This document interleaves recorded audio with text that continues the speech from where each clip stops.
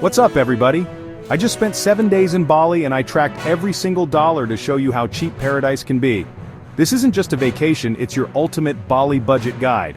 I'll break down flights, food, accommodation, transport, and adventures with real receipts. My goal? Prove you can live your dream Bali trip for way less than you think. Ready to see how far your money goes in one of the world's most beautiful places? Let's dive in.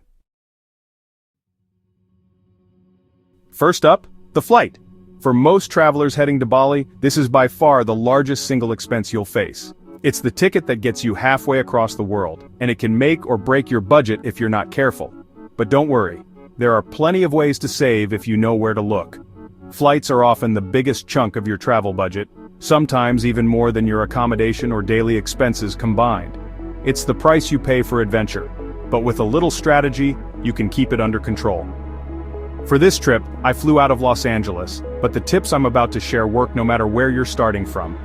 If you're coming from the US or Europe, expect round-trip flights to Bali to range anywhere from $700 to $1,200, depending on when you book and how flexible you are with your dates and routes. Prices can spike during holidays or school breaks, so timing is everything. The best way to save? Book during the shoulder seasons, think April, May, or September. These months fall between the busy tourist rushes, so you'll find better deals and fewer crowds. Plus, the weather is still fantastic. When it comes to searching for flights, don't just stick to one site. Use Google Flights, Skyscanner, and Momondo to compare prices across different airlines and booking platforms. Each site has its own deals and sometimes shows different routes you might not have considered. Set up price alerts for your preferred dates and destinations. This way, you'll get notified when prices drop, and you can pounce on a good deal before it disappears. Don't be afraid to check prices at different times of day or even on different devices. Sometimes it really does make a difference. Here's a pro tip. Sometimes it's cheaper to fly into a major Asian hub like Singapore or Bangkok first, then book a separate budget flight to Bali. This can save you hundreds of dollars, especially if you're open to a longer layover or a bit of extra travel time. Plus, you get to explore another city along the way. For my trip, I managed to snag a round-trip ticket for $850 by booking about 3 months in advance and choosing to fly mid-week, when prices are usually lower. Flexibility is key. If you can shift your dates by even a day or two, you might save a lot. Now, if you're flying from Australia, you're in luck. Flights to Bali can be just a few $100s, and there are tons of direct options. It's practically a tropical weekend getaway for Aussies. No matter where you're coming from, the golden rule is, be patient, shop around, and never settle for the first price you see. Deals pop up all the time, and a little persistence can pay off big time. Once you finally touch down in Denpasar, you'll feel the excitement kick in. The good news? From here on out, everything gets way more affordable. Accommodation, food, and activities are all a fraction of what you'd pay back home. So, when you're planning your Bali adventure, set aside $700 to $1,200 for your flight. This gives you a realistic budget and helps you avoid any surprises. Remember, a little research goes a long way. Now that you've made it to Bali, it's time to figure out where you'll rest your head. The island has a huge range of options, from lively hostels to cozy guest houses and stunning private villas. There's truly something for every style and budget. Are you the type who loves meeting fellow travelers in a hostel? Or do you prefer the privacy of a guest house? Maybe you're ready to splurge on a villa with a pool. Whatever your vibe, Bali's got you covered. The hardest part, getting here, is done. Now the real adventure begins. You've crossed oceans, navigated airports, and landed in paradise. Let's go find the perfect place to stay and make the most of your Bali journey.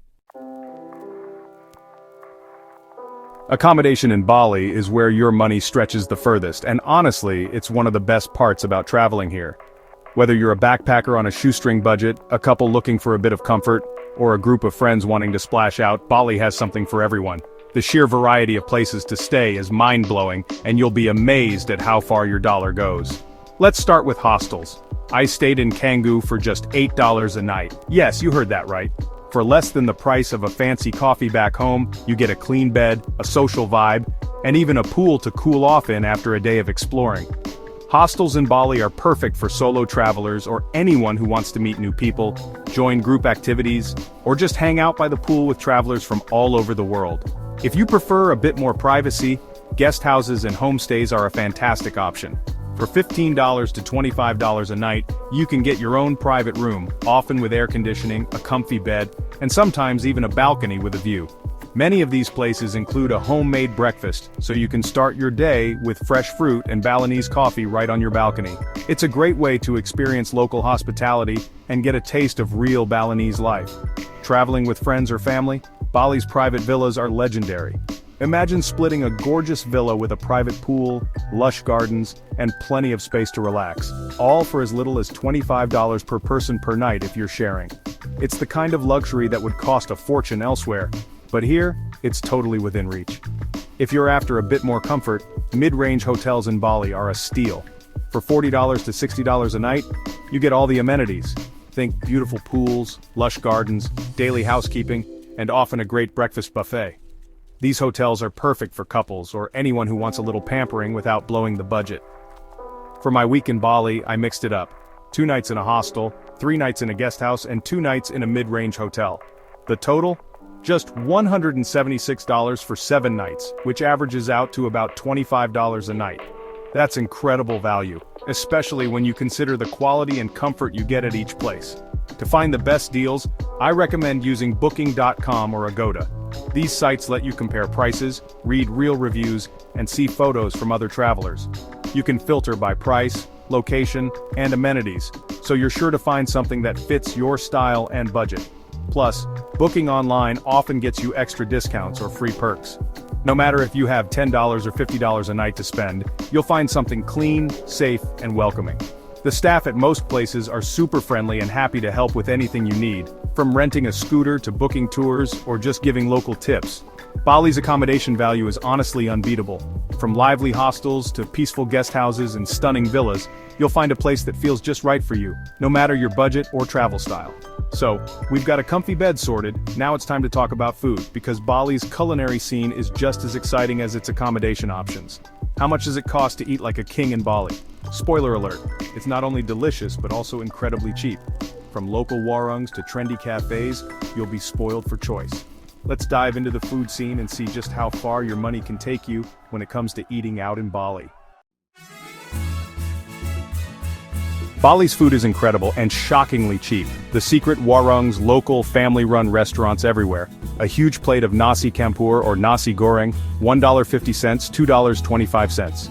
Breakfast is often included at your guest house or grab coffee and a pastry for a couple bucks.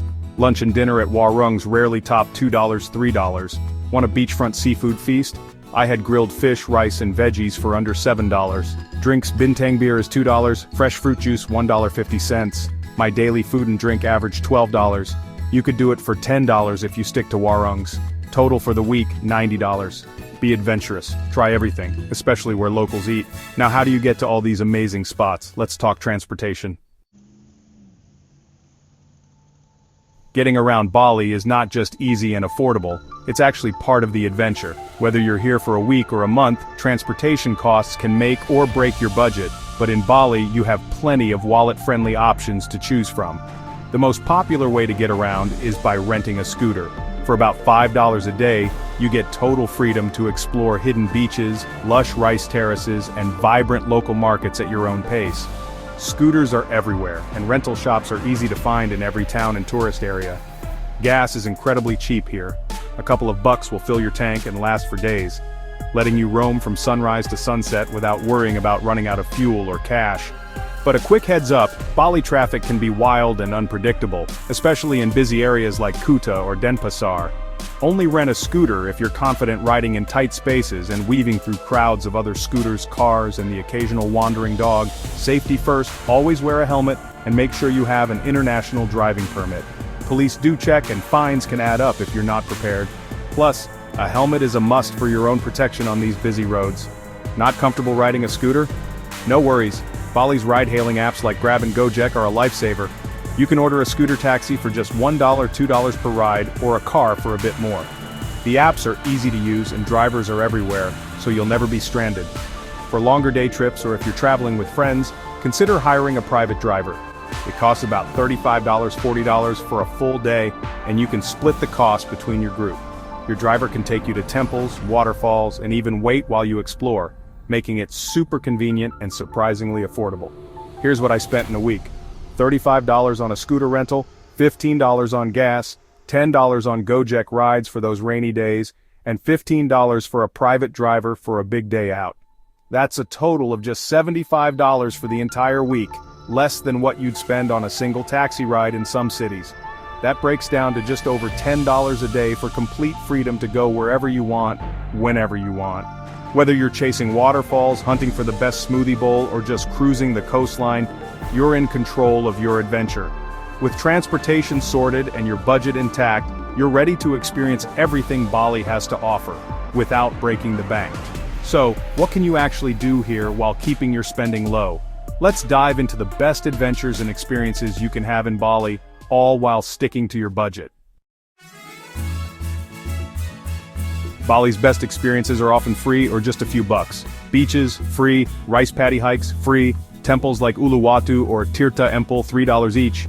Waterfalls, $1, $2 entry. Monkey Forest, $5. Big Adventure. Sunrise trek up Mount Batur volcano, $25 including guide and breakfast. Surf lessons, $20. Yoga, $5, $10. Shop around for tours. Compare prices before booking. My week of activities, $37.50 total. Add in free beach days and hikes, and you've got a packed itinerary for next to nothing. Want to bring home souvenirs? Here's how to shop smart. 13. Bali's markets are a blast, if you know how to bargain. Never accept the first price. Start at 1/3, smile, and meet in the middle. Sarongs, wood carvings, jewelry, and classic bintang tank tops. There's something for everyone. A sarong? About $3 after bargaining. Set a budget. Mine was $50 for the week. I scored sarongs, dream catchers, a wooden mask, bracelets, and a tank top, all under budget. Shop around, compare prices, and don't be afraid to walk away. Shopping here is an adventure in itself. Almost done. Let's cover the little costs that add up. Don't forget the small stuff, they add up. SIM card, $10 for a week of data. Buy in town, not at the airport. Tipping isn't required, but a few bucks for great service is appreciated. I spent $15 on tips. Laundry? Just a few dollars for a week's worth. Public restrooms sometimes charge 15 cents. Keep small change handy. Travel insurance is a must. $25, $50 for a week. Always have a $50, $100 emergency fund for surprises. My miscellaneous total, $30. Time for the grand total. Let's add it all up. Flight, $850. Accommodation, $176. Food, $90. Transport, $75. Activities, $37.50. Shopping, $48. Miss, $30. Grand total, $1,306.50 for a week in Bali, including the flight. If you're already in Asia or find a cheaper flight, you could do it for under $1,000. That's mind-blowing. 15. 1 week in Bali for just over $1,300, including the flight. This dream trip is more affordable than you think. I hope this guide gives you the confidence to plan your own Bali adventure. If you found this helpful, hit subscribe and join us for more travel guides. Your support means everything. Thank you for watching. Stay adventurous, and I'll see you in the next one. 7.